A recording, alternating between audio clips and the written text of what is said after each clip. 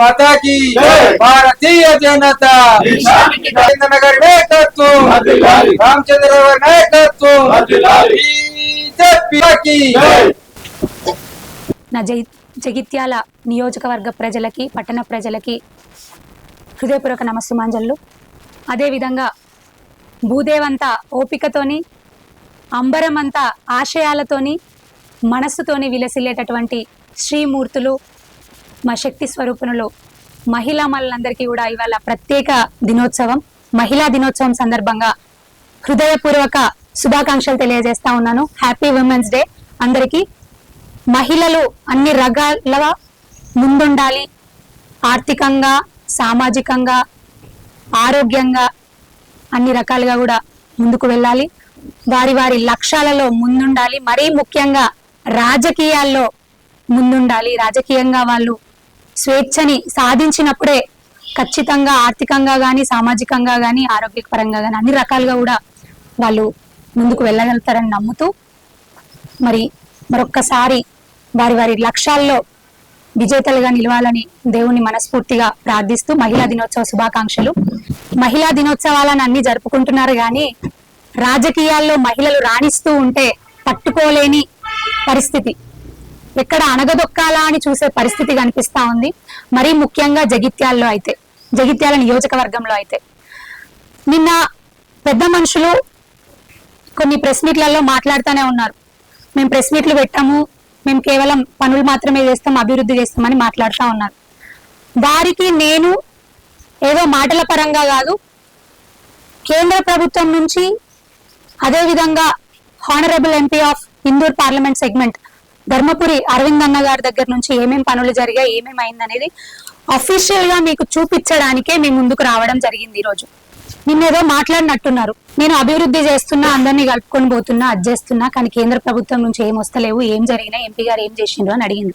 ఈ letter Rollavagu project గురించి. Rollavagu project మీ నియోజకవర్గంలోనే ఉంది, మన నియోజకవర్గం జగిత్యాల నియోజకవర్గంలో ఉంది. రోళ్లవాగు ప్రాజెక్టు గురించి దానికి సంబంధించి ఫండ్ అలొకేట్ చేయమని సంబంధిత మంత్రివర్యులైనటువంటి కేంద్ర మంత్రివర్యులైనటువంటి భూపేందర్ జీకి గౌరవనీయులైనటువంటి అరవింద్ అన్న గారు ఎంపీ గారు రాసిన లెటర్ ఫండ్ రిలీజింగ్ గురించి. ఈ లెటర్ లో ఏం రాశారు? In this regard I would like to inform that the above proposal has been received by this ministry on the portal Parvesh అనే పోర్టల్ ఉంటది. స్టేట్ గవర్నమెంట్ నుంచి సెంట్రల్ గవర్నమెంట్ కి ఏ రకంగా మనం పంపించాలి, రిక్వెస్ట్ పెట్టాలనేది పోర్టల్ ద్వారా పెడతాము. సరే పంపిస్తున్నాము అని ప్రపోజల్ పంపించిండు రోళ్లవాగు ప్రాజెక్టు గురించి. సరే మీరు అడిగిన లెటర్ కూడా నేను చూపిస్తున్నాను, నేను నిజాలు చూపించాలి కదా. మీరు అడిగి ఏదో ఇచ్చేసిండ్రు, పోయిండ్రు, కలిసిండ్రు. మా ఎంపీ గారు పార్టీలకు అతీతంగా అందరితో కలిసి పనిచేయాలి, నిజంగా అభివృద్ధి లక్ష్యం అనే పని చేయాలని వారు అనుకున్నారు. కాబట్టి మీరు అపాయింట్మెంట్ అడగగానే మీకు అపాయింట్మెంట్ ఇచ్చిండ్రు. అపాయింట్మెంట్ ఇవ్వడంతో పాటు మీరు సంబంధిత శాఖ మంత్రివర్యులు ఎవరెవరిని కలవాలో వాళ్ళ దగ్గరుండి తీసుకెళ్లి కల్పించారు. మీరేం చేసిండ్రు? లెటర్లు ఇచ్చిండ్రు, మర్చిపోయిండ్రు. కానీ అరవింద్ అన్న గారు దాన్ని ఫాలో అప్ చేపించి దానికి సంబంధిత లెటర్ మీరు ఇచ్చిన దాంతో మళ్ళీ భూపేందర్ జీకి లెటర్ పెట్టి సంబంధిత శాఖ మంత్రివర్యులు పెట్టిన తర్వాత భూపేందర్ జీ గారు మళ్ళీ ఒక లెటర్ ఇచ్చిండ్రు. ఎందుకంటే మీరు లెటర్ ఇచ్చి మర్చిపోయినారు కదా, ఇక్కడ నుంచి అడిగి మర్చిపోయినారు కదా. అరవింద్ జీ గారు మళ్ళీ గుర్తు చేసిండ్రు, మరి ఏమైంది, మా వాళ్ళు అడిగిండ్రు, మరి ఏమైంది, ఇట్లా వచ్చి అడిగిండ్రు అంటే భూపేందర్ జీ ఇచ్చిన లెటర్ ఏమని ఉందంటే, వీళ్ళు అడిగిండ్రు ఓకే, కానీ వీళ్ళు అడిగిన దాన్ని కనీసం స్టేట్ గవర్నమెంట్ పర్వేష్ పోర్టల్లోనే పెట్టలేదు అని చెప్పింది లెటర్. పర్వేష్ పోర్టల్లో కనీసం పెట్టలేదు. దానికి సంబంధించిన లెటర్ భూపేందర్ జీ దగ్గర నుంచి స్వయాన వచ్చిన లెటర్. వీళ్ళు అడిగిన రోళ్ల ప్రాజెక్ట్ వర్క్ అనేది సరే వీళ్ళు వచ్చి అడిగిండ్రు, ఇచ్చిండ్రు, నేను చూస్తున్నా అరవింద్ జీ, కానీ దీనికి సంబంధించిన డీటెయిల్స్ అంటే స్టేట్ గవర్నమెంట్ నుంచి దీనికి సంబంధించినటువంటి ఎలాంటి రిక్వెస్ట్ కూడా సెంట్రల్ గవర్నమెంట్ కు రాలేదు. చదువుకున్న వాళ్ళేమో తెలియదా ఆ మాత్రం? స్టేట్ గవర్నమెంట్ నుంచి సెంట్రల్ గవర్నమెంట్ కు అనుసంధానంగా ఒకటి ఉంటది పోర్టల్, ఆ పోర్టల్లో పెట్టాలి, ఆ పోర్టల్లో పెట్టినప్పుడు మాత్రమే పనులు అవుతాయి, ఆ పోర్టల్ త్రూ అఫీషియల్ గా వెళ్ళినప్పుడు మాత్రమే పనులు అవుతాయని తెలియదా? చదువుకోలే. చదువు గురించి మాట్లాడుతున్నారు కదా నిన్న.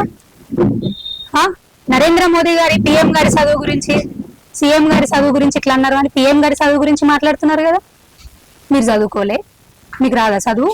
పిఎం గారిని ఈ రోజున దేశాల నేతలే ప్రశంసిస్తున్నారు. చేస్తున్నటువంటి అభివృద్ధి గురించి, సంక్షేమం గురించి. ఈ రోజున చుట్టుపక్కల ఉన్నటువంటి అన్ని దేశాల్లో అల్లకల్లోలు అవుతున్నాయి.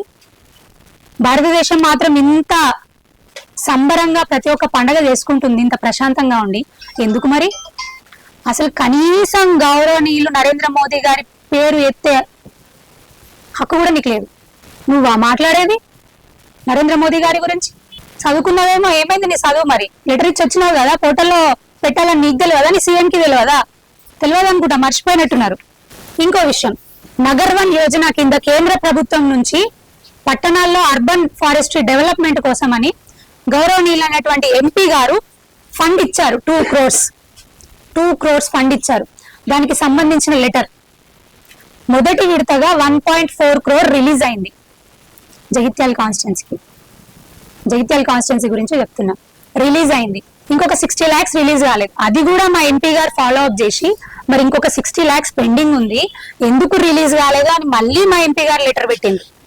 సంబంధిత శాఖ కేంద్ర మంత్రి వర్యులు భూపేందర్ జీకి లెటర్ పెట్టారు.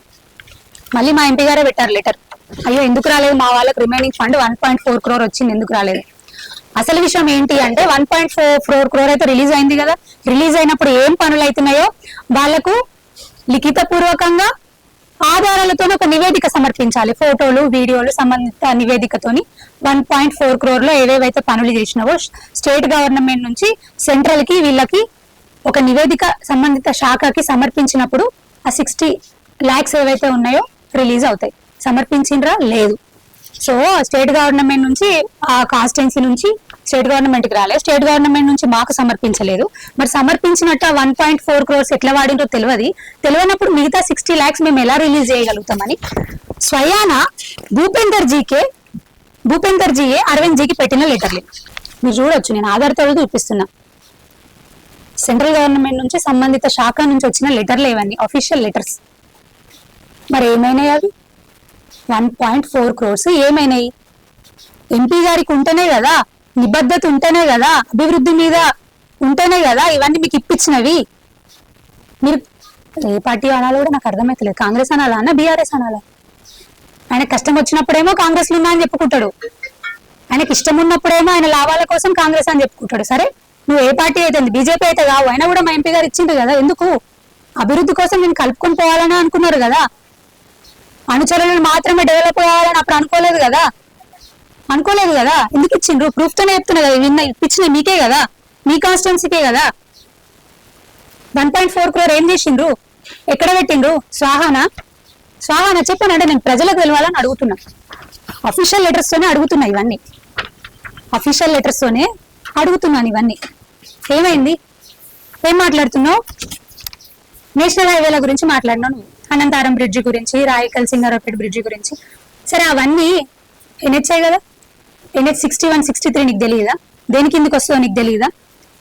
శాంక్షన్ ఏందో లేదో ఆ మాత్రం నువ్వు తెలుసుకోలేవా నువ్వు? ఆ మాత్రం అంతెందుకు, గూగుల్లో కొడితే ఎవరికైనా తెలుస్తుంది. Allocation of NH 61 budget allocation. సరే నువ్వు అన్ని ఫోటోలు దిగుతున్నావు, మంచిదే. 50 రోడ్డు గురించి మేము అడుగుతున్నాం కదా, పోయి మరి చేపించుకొని రారాదు పోయి.